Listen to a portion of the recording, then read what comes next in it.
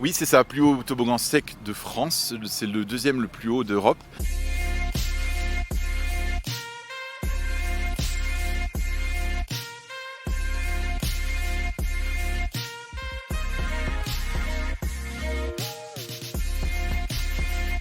On se présente au pied de cette tour qui fait 32 mètres de haut, donc qui est assez imposante, qui fait 120 tonnes de bois et d'acier.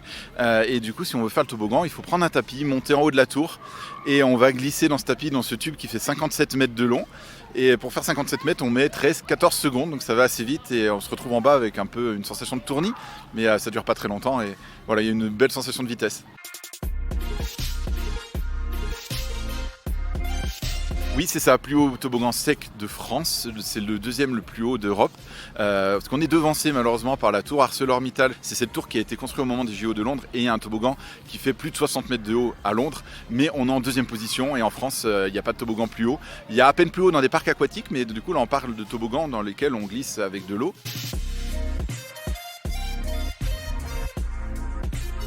À la fois, il faut qu'elle s'intègre et qu'elle permette de découvrir le paysage. Donc il y avait cette double vocation. C'est une tour qui fait 120 tonnes de bois et d'acier.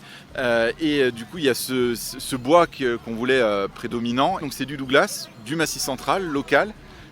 Et après un escalier en acier, le toboggan qui lui est en inox bien sûr pour ne pas avoir de soucis d'usure dans le temps et garantir cette glisse.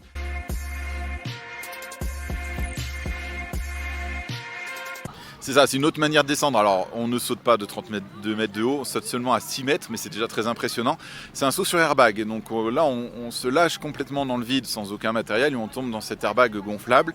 Alors, ça peut paraître très peu haut, cette hauteur de 6 mètres, mais c'est très particulier de sauter, vous allez le voir si vous le testez.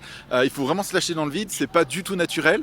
Il y a beaucoup de gens qui bloquent, on en a beaucoup aussi, pour une petite anecdote, qui se bouchent le nez parce qu'ils ont la sensation de sauter dans l'eau. Et du coup, voilà, on observe des comportements très particuliers, c'est très marrant.